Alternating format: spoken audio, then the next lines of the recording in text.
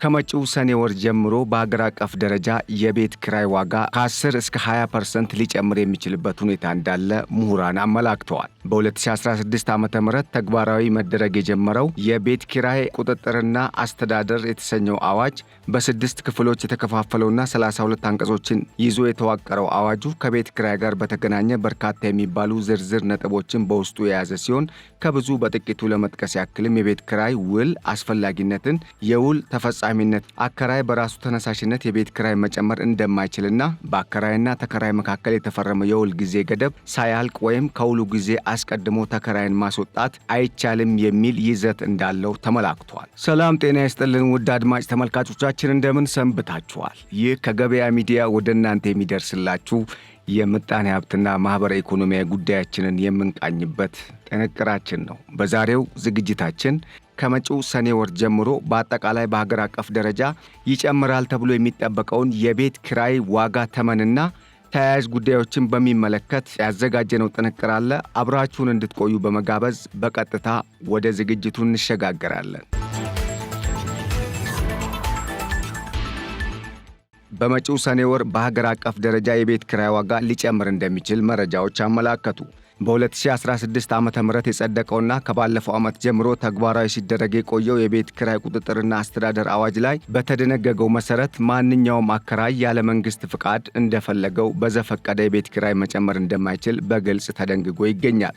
አዋጁ በዋናነት የቤት ኪራይ ቁጥጥርና አስተዳደርን የሚመለከት ነው ቢባልም ከአከራይና ተከራይ ውልና ስምምነት በተጨማሪ ከቤት ኪራይና ተያያዥ ጉዳዮች ጋር የተገናኙ በርካታ ሐሳቦችን በውስጡ ያቀፈ ነውም ተብሏል። በዚሁ የቤት ኪራይ ቁጥጥርና አስተዳደር አዋጅ መሰረት አከራይ በፈለገው ጊዜ ተነስቶ የቤት ኪራይ መጨመር እንደማይችል የተቀመጠ ሲሆን የቤት ኪራይ ውልና ስምምነትን በሚመለከትም በሁለቱ ወገኖች ማለትም በአከራይና ተከራይ መካከል የሚኖረው የኪራይ ውል ስምምነት በአዋጁ የተቀመጡ ድንጋጌዎችንና የአፈጻጸም መመሪያዎችን መሰረት በማድረግ ተፈጻሚ ሊሆን እንደሚገባም በግልጽ አስቀምጧል። በአዋጁ በግልጽ እንደተብራራውም የቤት ኪራይ የመጨመርና የጭማሪ ዋጋ ተመን የማውጣት ስልጣን ያለው በአዋጁ የተቆጣጣሪነት ስልጣን የተሰጠው መንግስታዊ አካል ብቻ ነው።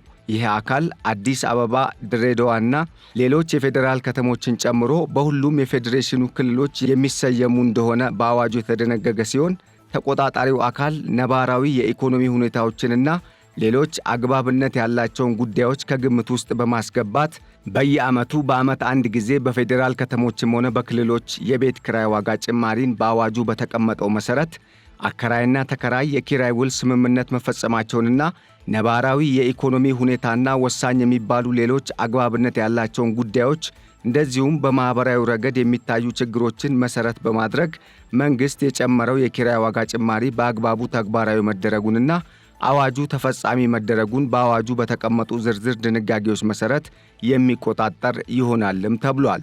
ይህ በ6 ክፍሎች የተከፋፈለውና በ32 አንቀጾች የተዋቀረው አዋጅ ከቤት ኪራይ ጋር በተገናኘ በርካታ የሚባሉ ዝርዝር ነጥቦችን በውስጡ የያዘ ሲሆን ከብዙ በጥቂቱ ለመጥቀስ ያክልም የቤት ኪራይ ውል አስፈላጊነትን፣ የውሎች ተፈጻሚነት፣ አከራይ በራሱ ተነሳሽነት የቤት ኪራይ መጨመር እንደማይችልና በአከራይና ተከራይ መካከል የተፈረመው የውል ጊዜ ገደብ ሳያልቅ ወይንም ከውሉ ጊዜ አስቀድሞ ተከራይን ማስወጣት እንደማይችል እንዲሁም ተከራይን በልዩ መልኩ ለማቆየት የተለየ ዋጋ ሊጠይቅ እንደማይገባ ወይም እንደማይችልና በአከራይና ተከራይ መካከል ያለው ውል ከቃል ባለፈ በሕጋዊ መንገድ በወረቀት ተሰንዶ ሊቀመጥና ሕጋዊ ይዘት ያለው ሆኖ ሊቀመጥ እንደሚገባ የተገለጸ ሲሆን ሌሎች በርካታ ተያያዥ ጉዳዮችም በውስጡ የሚታቀፉ እንደሆኑም ተመላክቷል።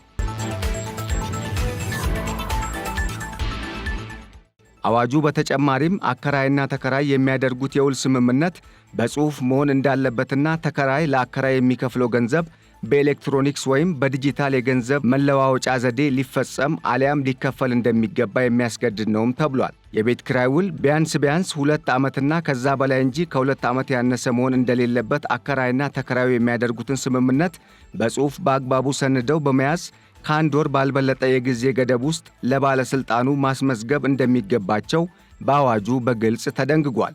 በተጨማሪም አዋጁ በሁለቱ ተዋዋዮች መካከል ማለትም በአከራይና ተከራይ መካከል የሚኖረው ሕጋዊ የውል ስምምነት ጊዜ ከ2 ዓመት የማያንስ መሆን እንዳለበትና የኪራይ ክፍያ መጠን ግን መንግስት ይህንኑ አዋጅ መሰረት በማድረግ በሚያወጣው የኪራይ ቤቶች ዋጋ ተመን ጭማሪ መሰረት በየዓመቱ የሚሻሻል ሊሆን እንደሚችል በግልጽ ተመላክቷል። በተመሳሳይ በአዋጁ ከላይ ከተዘረዘሩት ድንጋጌዎች በተጨማሪ አከራይ ተከራይን ያለምንም ቅድመ ሁኔታ ቤቱን ማስለቀቅ ወይም ማስወጣት የሚችልባቸው ሁኔታዎችም በዝርዝር እንዳሉ አስቀምጧል።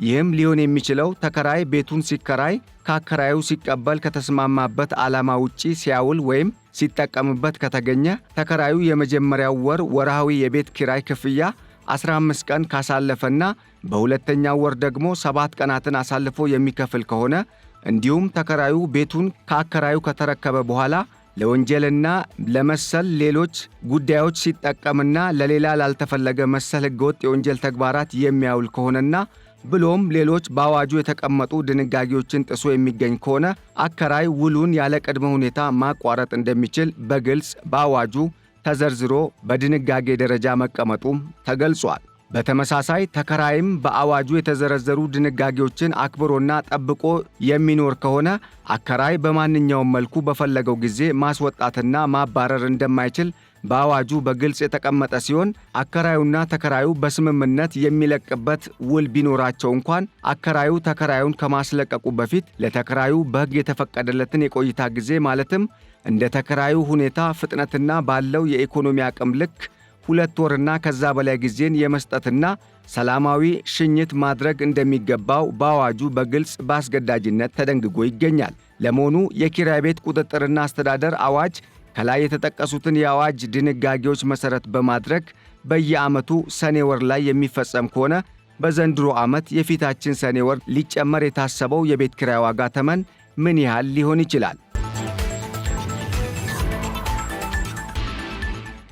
ይህንን ጥያቄ ለመመለስ የሌሎች አገራትን የቤት ኪራይ ዋጋ ተመን ተሞክሮችን መመልከቱ ተገቢ የሚሆን ሲሆን በሌሎች አገራት ባለው የቤት ኪራይ ዋጋ ጭማሪና ቁጥጥር አዋጅ የኪራይ ቤቶች ዋጋ ከቦታ ከነባራዊ ማለትም የዋጋ ንረትና የኑሮ ውድነት መጠንን ከግምት ውስጥ በማስገባት ከሕዝቡ ኑሮና ከገቢ ምንጩ ጋር በሚመጣጠን መልኩ ተፈጻሚ ሊሆን እንደሚችል ነው መረጃዎች የሚጠቁሙት። ለአብነትም አከራዩ በመንግስት ከተቀመጠው የአካባቢው አማካኝ የኪራይ መጠን በጣም ዝቅ ባለ ሁኔታ ያከራየ ወይም ቤቱን የሰጠ ከሆነ በመደበኛ የዓመቱ የኪራይ ዋጋ ተመን ላይ ጭማሪ በማድረግ እንዲያከራይ የሚፈቀድለት ሲሆን በተቃራኒው ከፍተኛ ጭማሪን በማድረግ ያከራየ እንደሆነ ደግሞ መንግስት በሚያወጣው መደበኛ የዓመቱ የኪራይ ዋጋ ተመን ላይ ተመጣጣኝ የኪራይ ዋጋ ቅናሽ እንዲያደርግ እንደሚገደድም ነው መረጃዎች የሚያመላክቱት። በአጠቃላይ የቤት ኪራይ ዋጋ ተመንን በሚመለከት ሀገራት የተለያየ የኪራይ ዋጋ ተመን ስርዓትን የሚከተሉ ሲሆን ወጥ የሆነ የኪራይ ቤት ዋጋ ተመንን የሚከተሉ ሀገራት በቁጥር ጥቂት መሆናቸውን ከተለያዩ ምንጮች ያገኘነው መረጃ ያመላክታል።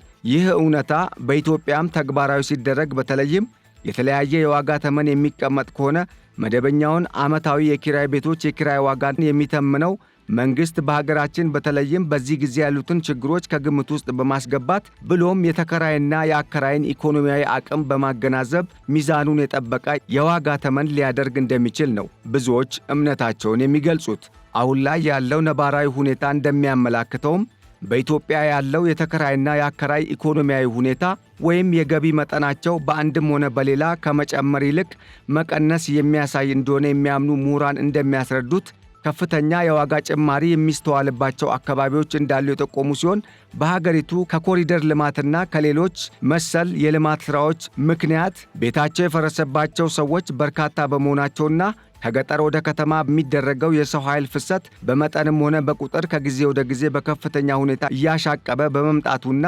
ከመንግስትም አቅም ማነስ የተነሳ የልማት ተነሺዎች ፍላጎት ሙሉ በሙሉ በአንድ ጊዜ መሟላት ባለመቻሉ ምክንያት የቤት ኪራይ ፈላጊው የህብረተሰብ ክፍል ከሚፈልገው የቤት አቅርቦት ጋር የማይጣጣም በመሆኑ የመደበኛ ቤት ኪራይ ዋጋ ተመን ጭማሪው ከፍና ዝቅ ሊል እንደሚችል ነው ትንበያዎች የሚያሳዩት።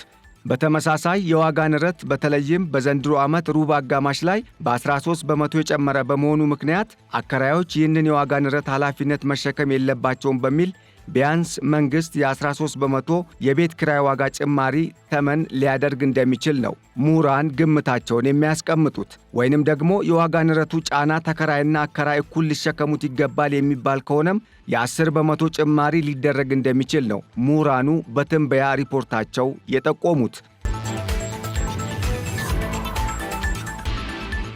ነገር ግን የዋጋ ንረቱ የአከራዩን ጥቅም እየነካ ነው አሊያም ጭማሪው በባለ ሀብቱ ወይም ባለ እሴቱን እየጎዳው ነው የሚል ከሆነ ደግሞ መንግስት አሁን በሚያደርገው የቤት ኪራይ ዋጋ ተመን ጭማሪ ከ13 ከመቶ ከፍ ያለ ማለትም ከ15 እስከ 20 በመቶ ሊጨምር እንደሚችል ነው የትንበያ ሪፖርቶቹ የሚያመላክቱት።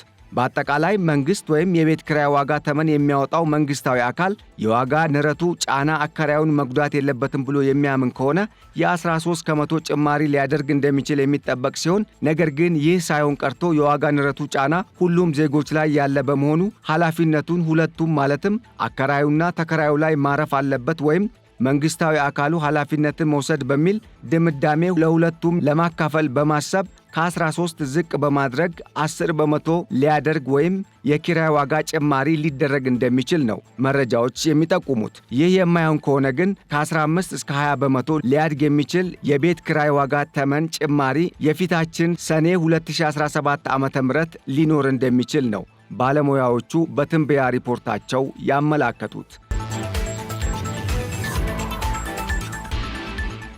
ውድ አድማጭ ተመልካቾቻችን ለዕለቱ ያዝንላችሁ መረጃ ይህን ይመስል ነበር። ስላዳመጣችሁን በማመስገን ቸር ተመኘን። ሰላም።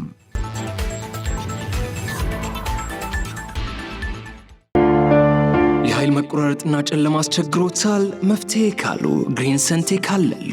የኃይል ማጠራቀሚያችን የመብራት መቆራረጥ እንዳለ ያስረሳውታል፣ ጨለማን ያሰናብታል። ግሪን ሰንቴክ ጥራትና በቂ ዋስትና ያላቸው የሶላር መብራቶችን ኪስን በማይጎዳ ዋጋ በመረጡት አማራጭ ያቀረበሎ። የቤት የቢሮ የግቢ ውስጥና የመንገድ መብራቶችን እኛ ጋር ያገኛሉ። ምን ይሄ ብቻ! ጀነሬተርን የሚተካ በፀሐይ ኃይልና በኤሌክትሪክ ቻርጅ የሚደረግ ወይንም በሁለቱ መስራት የሚችል ድምፅ አልባና አየር ብክለት የሌለው ሶላር ጀነሬተር በፈለጉት ዋት እንካችሁ ብለዋል። ምርቶቻችን የ5 ዓመት ዋስትና ያላቸው ሲሆን በሚፈልጉት የፍጆታ መጠን ለመኖሪያ ቤቶች፣ ለሆቴሎች፣ ለባንኮች፣ ለአስጎብኚ ድርጅቶች፣ ለሆስፒታሎች፣ ለቢሮ፣ ለኢንተርኔት ካፌ፣ ለህትመት ቤቶች፣ ለቴሌኮም ሴክተር፣ ለኤሌክትሪክ መኪና አስመጪዎች፣ ለሲኒማ ቤቶችና ለሌሎችም። አድራሻ 22 ማዞሪያ ከጎላጎል ህንፃ ወደ ቦሌ በሚወስደው መንገድ 500 ሜትር ዝቅ ሲሉ ኳሊቲ ህንፃ አንደኛ ፎቅ ቢሮ ቁጥር 103 ላይ ያገኙናል። ስልክ 0989414219 0989414209 ወይንም 13844852 ላይ ይደውሉልን። ግሪን ሰንቴክ ለዘላቂ መፍትሄ እንሰራለን።